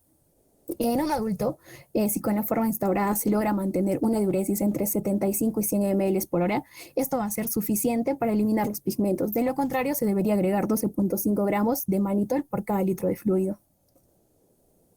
Siguiente. Ahora, dentro de lo que es la terapia de dolor se va a dividir en lo que son dos fases, una continua y una intermitente. La continua, básicamente vamos a tener por dos tipos, la endovenosa y la oral. La endovenosa se va a dar en los 3 primeros días de forma horaria, mientras que la oral va a seguir a la vía endovenosa y se va a dar también en forma horaria y luego condicional. En la segunda etapa, que es la intermitente, que será administrada como pseudoanalgesia durante las curaciones y será indicada y administrada por el médico anestesiólogo o indicado por el médico asistente, ¿no? Que va a realizar la curación y administrada por la enfermera asistente de curaciones. Dentro de los fármacos vamos a tener a los parenterales, orales y a los que van a actuar en la pseudoanalgesia. En los parenterales vamos a encontrar lo que es el ketorolaco, la peitinina, tramadol, metamizol, la morfina. Y dentro de los orales, lo que es la oxicotina, la ketorolaco y el tramadol. Y los que van a actuar en lo que es la pseudoanalgesia vamos a encontrar la ketamina y el midazolam. Siguiente. Bueno, en la terapia tópica básicamente se va a iniciar por lo que son las zonas vecinas a las quemaduras, ¿no? Con solución fisiológica estéril y antisépticos. Aquí se puede usar lo que es la yodopovidona. Se van a eliminar lo que son los flictenas rotos y los cuerpos extraños y los tejidos desprendidos. Después se va a pasar a cubrir las zonas comprometidas con tópicos antimicrobianos, como lo que es, se puede usar lo que es la sulfayacina de plata, el 1% en crema, el nitrofurazona en crema y lo que es la rifamicina spray. Y posteriormente se va a pasar a cubrir con lo que son las gasas estériles, a excepción de zonas especiales, ¿no? Como la cara, el perineo y los genitales. Bueno, en la terapia antibiótica, básicamente, dentro de lo que es la fisiopatología, hablaron de que va a estar comprometida gravemente lo que son las funciones inmunes, incluida lo que es la presentación de antígenos de macrófagos o la muerte de neutrófilos de patógenos invasores. Además, la proliferación de células T y lo que es la producción de interleucinados también estaban suprimidas. Juntos, estos eventos conducen a lo que es el desarrollo de una respuesta inmune adaptativa comprometida, lo que va a resultar en una mayor susceptibilidad a las infecciones. Ahora, también es muy importante mencionar que la defensa comprometida del huésped frente a la barrera cutánea está alterada, ¿no? En estos pacientes con quemaduras y esto va a conducir a una mayor susceptibilidad a las infecciones, predominantemente bacterianas, pero también pueden ser por levaduras, hongos y virus. Y esto va a aumentar lo que es la virulencia de organismos patógenos específicos y el desarrollo posterior de una insuficiencia orgánica. Es por esto que en el paciente gran quemado se compromete severamente su estado inmunológico de tal magnitud que van a ser muy vulnerables a lo que son las infecciones. Para eso se les da lo que es una terapia antibiótica, ¿no? Que puede ser por vía oral o por vía parenteral. Vía oral básicamente solamente si puedan predominar lesiones de segundo grado, intermedio superficial, y donde no va a existir evidencia de lesión con signos de invasión bacteriana local ni sistémica. Vía parenteral para la presencia de lesiones de segundo grado, profundo o de tercero, mayores del 10% de la superficie corporal total, cuando hay una identificación bacteriana de hemocultivo y urocultivo, identificación y cuantificación de colonias bacterianas por centímetro cúbico por biopsia y cultivo de secreción de piel, más signos de invasión bacteriana. También cuando va a haber identificación bacteriana de punto de catéter, más evidencia clínica de septicemia, sospecha de germen por evidencias locales o signos sistémicos. Siguiente. Bueno, dentro de los fármacos, los fármacos para los gram positivos van a ser... Vamos a encontrar específicamente para los estafilococos las penicilinas, la oxacilina, clindamicina, cefalosporinas de primera generación, vancomicinas y imipenem. Para los estreptococos también va a haber lo que es una cobertura por parte de las penicilinas, la oxacilina. Y para lo que son los enterococos, lo que es la cefalosporina, gentamicina, vancomicina y imipenem. Para lo que son los gram negativos, vamos a encontrar, dentro de los gram negativos vamos a encontrar a lo que es la pseudomonas, el E. coli, Klebsiella pneumoniae y lo que es el Enterobacter cloacae, ¿no? Que van a ser los más frecuentes. Para estos vamos a encontrar los aminoglucósidos, dentro de los cuales podemos utilizar lo que es la micacina, gentamicina y la trobamicina. Las penicilinas, dentro de ellas la carbenicilina, meslocilina, ticarcilina. Dentro de lo que son las cefalosporinas podemos encontrar la ceftriaxona, ceftazidima, cefepime. Dentro de los betalactámicos, en lo que es la astronam, imipenem, más lo que es la cilastatina. Y dentro de lo que son las quinolonas podemos encontrar lo que es el ciprofloxacino, el ofofloxacino. Siguiente. Bueno, en lo que es la injuria respiratoria, bueno, como mencionaron, ¿no? Las quemaduras también pueden provocar lo que son alteraciones en otros órganos. Una lesión muy común que va a ocurrir con las quemaduras viene a ser la lesión por inhalación. Por lo general, la lesión por inhalación va a estar presente junto con la quemadura y esta puede variar desde una lesión menor hasta un patrón de lesión necrótica muy grave. Es muy importante tratarla ya que esta va a aumentar el riesgo de complicaciones pulmonares, incluida lo que es la neumonía asociada al ventilador y las necesidades de líquidos y la mortalidad. Entonces vamos a encontrar que la lesión por inhalación se puede dividir en tres tipos, ¿no? Lo que es la toxicidad sistémica debido a productos de combustión, que es la intoxicación por monóxido de carbono o cianuro, que esta se va a diagnosticar fácilmente a partir del nivel de carboxihemoglobina sérica determinado como parte de la medición de gases en la sangre arterial en el momento del ingreso al hospital. Otro que va a ser la lesión térmica de las vías respiratorias superiores y la lesión química de las vías respiratorias inferiores, ¿no? Sobre todo los bronquios y los bronquios distales. Entonces, ¿en qué pacientes debemos sospechar? Básicamente, en los pacientes que hayan tenido antecedente de quemadura por fuego o exposición a gases en espacio cerrado, en los pacientes que haya compromiso de conciencia, compromiso de cuello y cara, y en los pacientes que haya presencia de humo en el lugar del accidente. Siguiente. Para lo que es el manejo de la injuria inhalatoria, esta injuria inhalatoria se va a dar en los pacientes gran quemados, va a ser de la de intoxicación sistémica, ¿no? Ahora, para esto es muy importante la administración de oxígeno al 100%, lo cual va a reducir la vida media de la carboxihemoglobina de 4 horas en el aire ambiente a 45 minutos. Los pacientes con intoxicación por monóxido de carbono pueden tener niveles normales de carboxihemoglobina al llegar al hospital, incluso cuando esta no está indicada la intubación precoz, ¿no? Ahora, la administración de lo que es el oxígeno debe continuarse hasta que se confirme los niveles de carboxihemoglobina van a ser menores al 5%. Otras medidas adicionales que se pueden utilizar pueden ser el uso de heparina nebulizada, ¿no? Dada la tendencia a la formación de tapones adherentes formados por secreciones y los detritus celulares y la fibrina, así como también lo que es la fibrobroncoscopía terapéutica, que permite realizar el lavado de la vía aérea cuando existe importante cantidad de material carbonáceo que puede producir esta obstrucción. Siguiente. Bueno, dentro de lo que es el tratamiento convencional, vamos a encontrar en la terapia quirúrgica, ¿no? Que va a consistir básicamente en lo que es la escarotomía, la escarectomía tangencial, la escarectomía facial, el homoinjerto, senoinjerto, lo que es el autoinjerto de piel parcial, el autoinjerto de piel total y los colgajos. En lo que es muy importante hablar en la terapia quirúrgica, para que un paciente con una quemadura grave sobreviva, las heridas por quemadura deben extirparse y cubrirse, ¿no?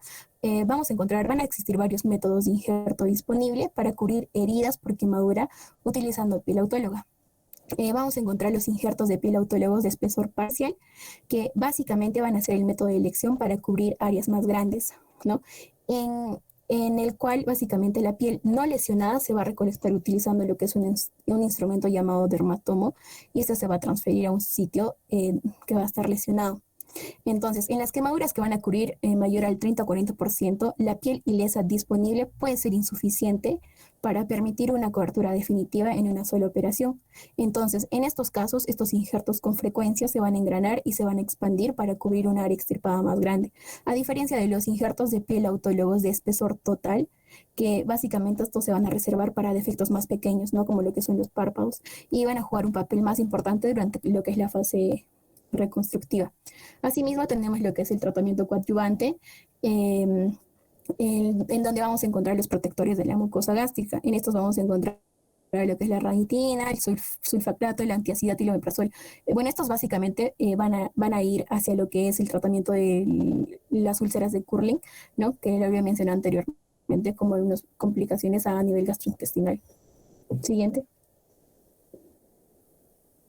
Bueno, dentro de lo que es el manejo de la lesión por un agente causal, dentro de lo que son las quemaduras por agentes químicos, la gravedad de estas va a depender principalmente del agente, su concentración, el volumen y la duración del contacto. Ahora, la lesión continúa hasta que el agente es retirado por completo de los tejidos, pudiendo incluso producir toxicidad sistémica.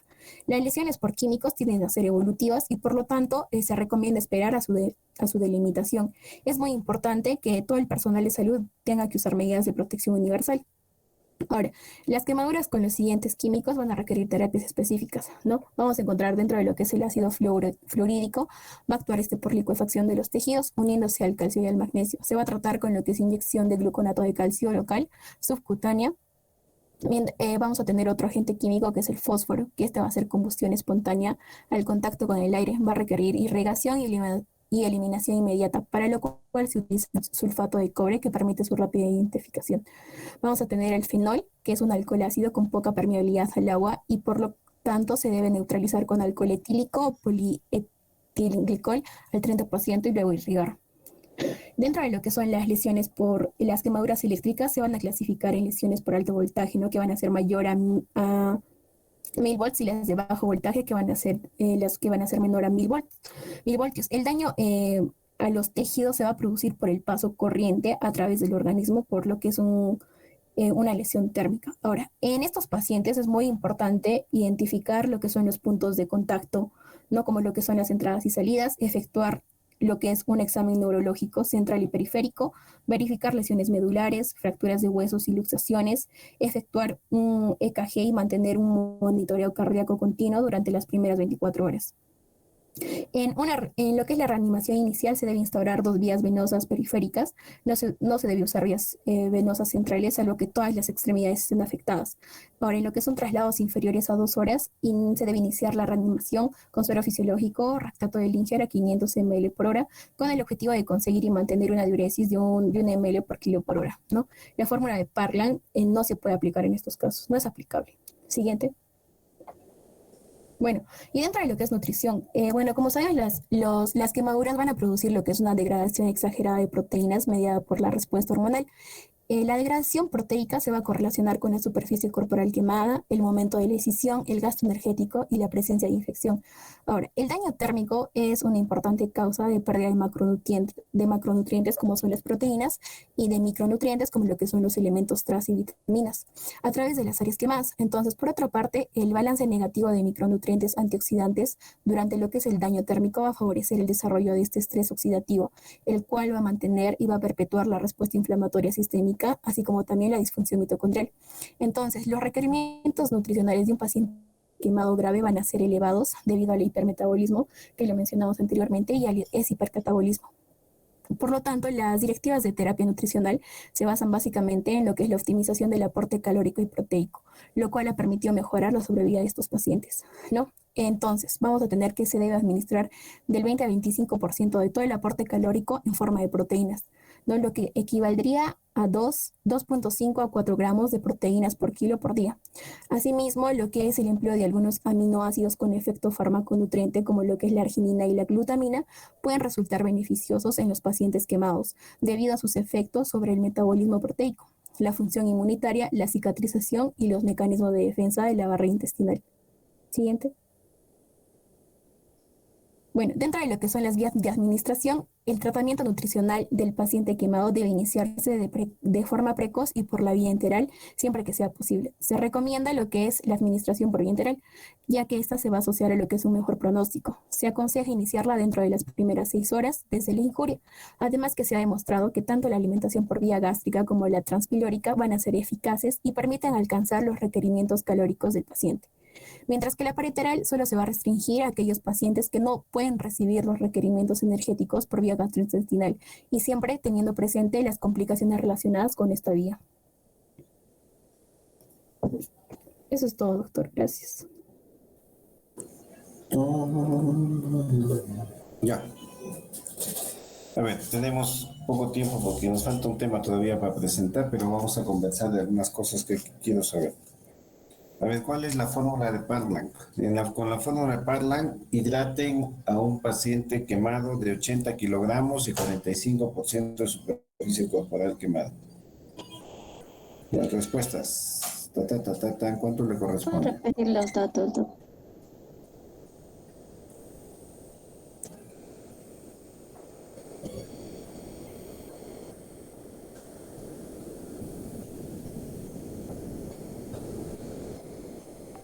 ¿Cuánto le corresponde?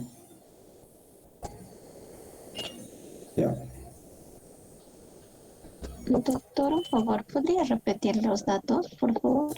A ver, es un paciente de 80 kilogramos de peso, 45% de superficie corporal quemada. Necesitamos hidratarlo con la fórmula de Parlac.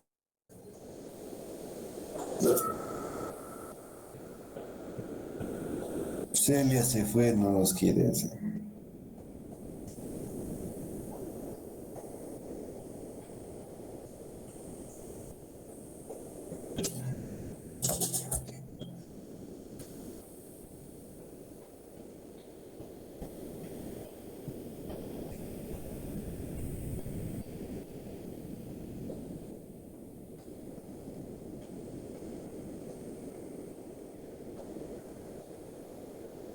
Doctor, una consulta. Carlos. El porcentaje lo pongo como 0.45, 45, es que según eso varía. No. El porcentaje, a ver, es lo mismo 0.45 que 45. No, 0.45 y 45. Doctor, sería 14.400. 14.400, ya. De estos 14.400, ¿cómo le van a administrar al paciente? Tu recuerdo, me lo fui bebiendo.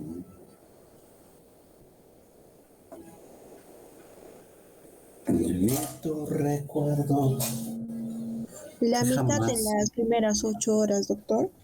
Sería 7.200 en las primeras 8 horas. 50% nos dice que las primeras 8 horas. Y el otro 50% en las 16 horas. Sí, doctor, pero se divide el otro 50% en dos tiempos. Se divide en un medio, en un cuarto, disculpe.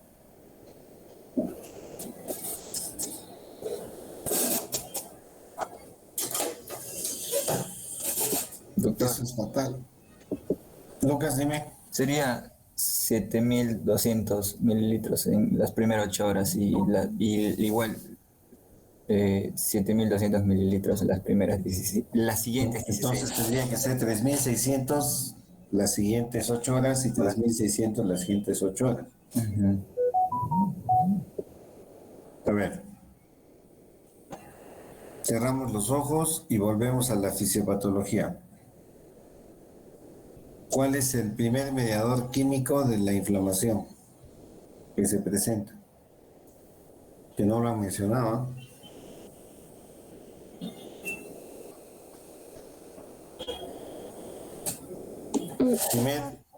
El factor nuclear. No, negativo.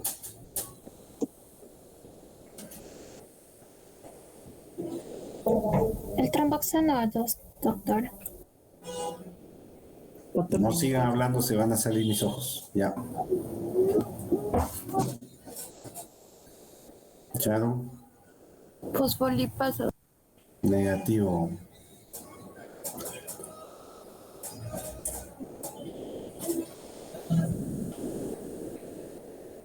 A ver, cuando uno tiene alergia, ¿qué toma? Antihistamínicos. Entonces, ¿el primer mediador cuál es? Histamina. Y la histamina, pues. ¿Y por qué no lo han dicho?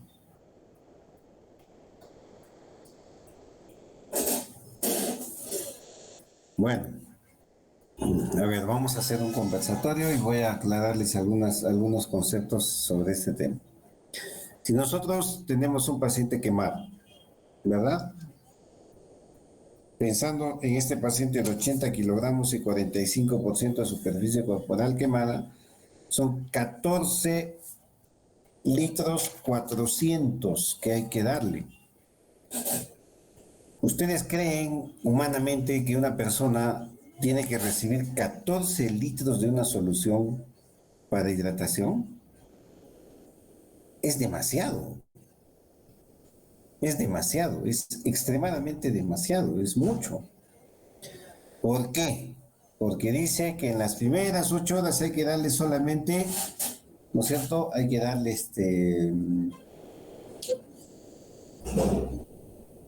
electrolitos, ¿verdad? Agua pura con electrolitos, ¿verdad? Porque después vamos a dar colores.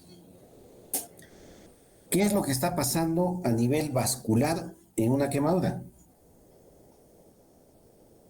Se produce vasodilatación, ¿verdad? ¿Por qué? Porque el organismo, para evitar que la quemadura afecte, para que siga profundizando, produce vasodilatación y sale el líquido hacia el tercer espacio y forma un edema. Está formando un edema. Y si nosotros le aumentamos agua, porque es cloruro de sodio más electrolitos, y le aumentamos agua, entonces, ¿dónde creen que va a ir esa agua?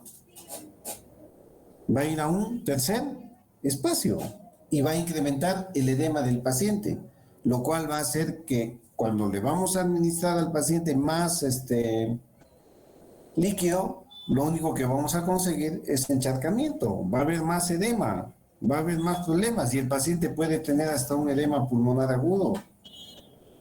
¿Por qué? Porque tenemos demasiado líquido. Entonces lo que nosotros tenemos que hacer es cambiar nuestra perspectiva y nuestra mentalidad y tenemos que incrementar la osmolaridad en los vasos sanguíneos. Porque al momento en que se ha abierto, ha habido las fenestraciones de los vasos, se han abierto, entonces el líquido está saliendo y el agua no sale sola, el agua sale con sodio, el agua sale con potasio, el agua sale con los electrolitos. Entonces, lo único que nosotros estamos incrementando es más edema. ¿Por qué? Porque la osmolaridad que tenemos acá en el vaso, cierto, ha aumentado con el ringelactato, pero no es lo que nosotros estamos esperando. Entonces, hay una forma de incrementar la osmolaridad dentro de los vasos sanguíneos para que esto no produzca edema. Mientras más pronto logremos disminuir el edema que se está formando en el paciente, mejor va a ser el resultado, 500 veces mejor. Ni siquiera una vez, sino 500 veces mejor. Su pronóstico de vida va a ser 100,000 veces mejor. ¿Por qué? Porque no lo estamos encharcando, no lo estamos edematizando, no estamos sobreforzando el riñón. Y ahí he escuchado que nuestros compañeros dicen que a un gran quemado, si no orina, dale diurético. Dios mío, si le vamos a dar diurético a un paciente quemado, lo matamos. Así de sencillo. ¿Por qué? Porque el diurético no nos va a sacar el agua que está en el tercer espacio, no lo va a hacer. Va a trabajar en base al agua intravascular. Y eso va a generar en nuestro paciente quemado un problema terrible. Entonces, en lo posible, no dar diurético. Para no llegar a esa situación de darle diurético a un paciente, ponerlo en riesgo de vida, entonces simplemente nosotros vamos a utilizar una solución que se llama la fórmula de Monafo. Esta fórmula de Monafo tiene muchas variedades, muchas alteraciones, pero casi todas manejan la misma concentración. Así que anoten. Si no quieren anotar, se los voy a poner en el chat, ¿ya? Y eso en adelante deben estudiarlo. Y la siguiente clase vamos a hablar de ese tema. Ya. Ok. El nombre es Monafo y va así.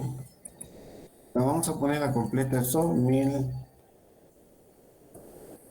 El cloruro de sodio es a 9 por 1000, ¿ya? 1000 centímetros cúbicos de cloruro de sodio.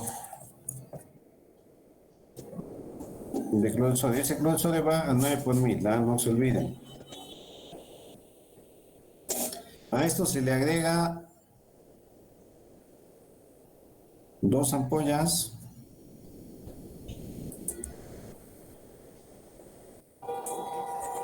hipersodio.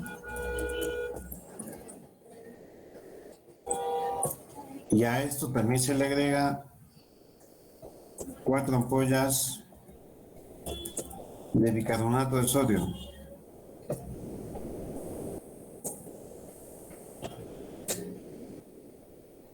Es que no estás.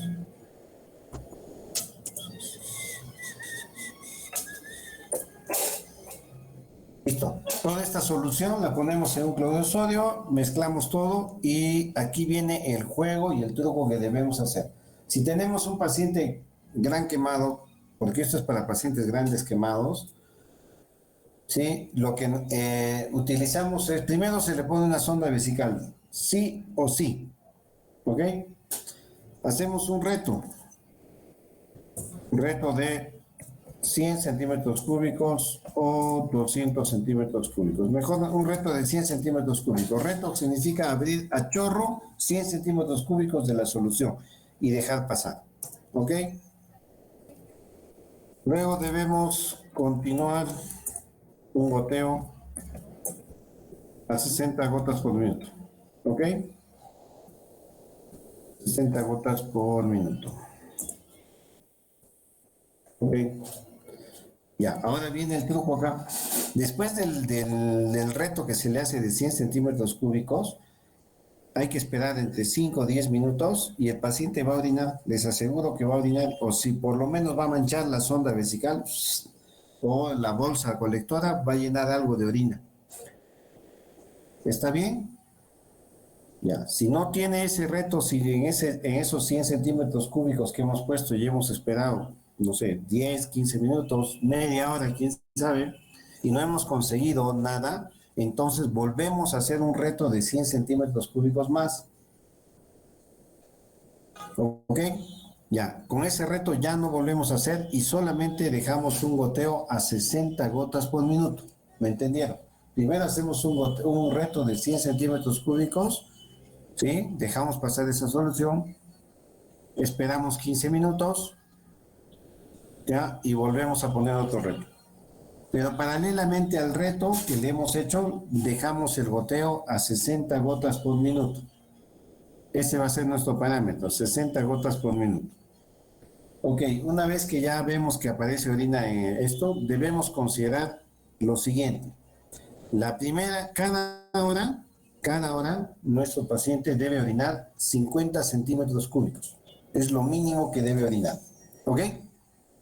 Entonces, al hacer todo esto, nuestro goteo está marcando 60 gotas por minuto.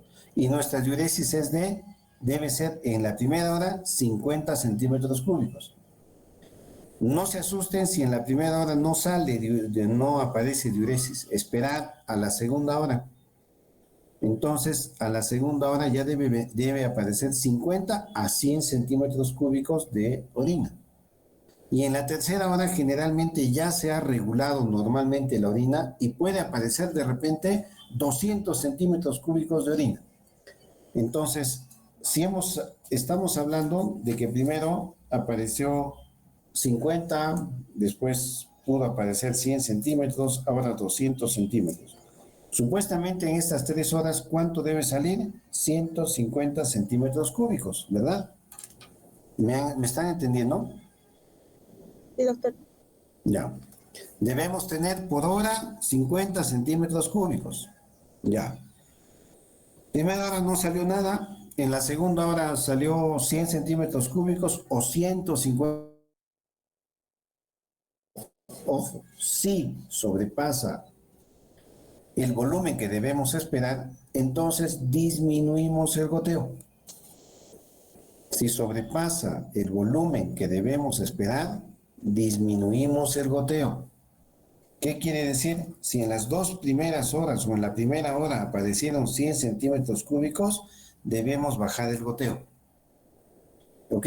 A 40, de repente a 30 gotas por minuto. Eso lo que está haciendo es el incremento de sodio dentro del espacio vascular, va a jalar agua, se va a encargar de jalar agua. Y el agua no viene sola, viene siempre con el sodio, siempre viene con el potasio. Pero aún así quedan algunos electrolitos, con el cloro, perdón, y van a quedar algunos electrolitos fuera, como son el potasio, que van a tardar un poquito en entrar. ¿Ok? Por eso es que les decía, si es que nosotros le vamos a dar diuréticos a nuestro paciente quemado, vamos a sacar todos los electrolitos que están en el vascular y nos vamos a quedar sin nada, porque ya hay una extravasación de electrolitos. Entonces, una vez que hemos hecho esto, A partir de la tercera hora ya vamos a poder considerar básicamente cuál es la diuresis que necesita nuestro paciente en base al goteo que nosotros le vamos a dejar. Esta fórmula se utiliza mucho en unidades de cuidados intensivos y es modificable, pero en quemados esta es la fórmula como hay que prepararla. ¿Está bien? En pacientes quemados. Esta hidratación únicamente se puede dar siempre y cuando el paciente quemado haya llegado al hospital después de 1 hora, 2 horas, 3 horas de que ha sufrido la lesión térmica. Si es que el paciente llega al día siguiente, podemos modificar la fórmula de Monafo y ya no ponemos 2 ampollas de hipersodio. Ponemos, por ejemplo, media ampolla de hipersodio y le ponemos 3 ampollas de bicarbonato de sodio. Podemos ver, de acuerdo al estado general del paciente, de acuerdo a su contextura y demás, podemos hacer o ponerle media ampolla de hipersodio y 2 ampollas de bicarbonato. Eso lo hace el médico al criterio de lo que vaya a llegar y de lo que vea en el paciente. Es conveniente siempre utilizar algo de bicarbonato de sodio en los 2 primeros días de post-quemadura, porque el bicarbonato del sodio va a producir, es un buffer, va a producir una estabilidad dentro del organismo y va a permitir que las sustancias que estamos dando por la alta osmolaridad sean aceptadas por el organismo. No se asusten por la cantidad de sodio que le estamos poniendo, no se asusten, porque el agua que estamos jalando va a compensar. Ahora, si se produjera una hipernatremia por la cantidad de sodio que estamos haciendo, ¿cuál sería la solución? A ver, ¿quién sabe?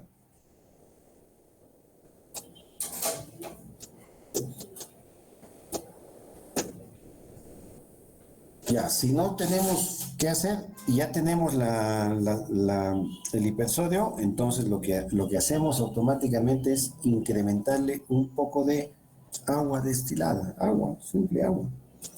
Damos agua, se baja el sodio, se compensa y volvemos nuevamente con nuestra hidratación, pero de repente a menos volumen.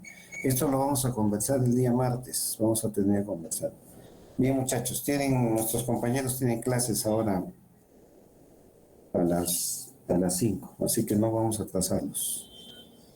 Ya, hay que los compañeros de los grupos de quemados se comuniquen conmigo, todos, ¿ya? Hay que pulir algunas cosas que no están bien. Ya, hablamos.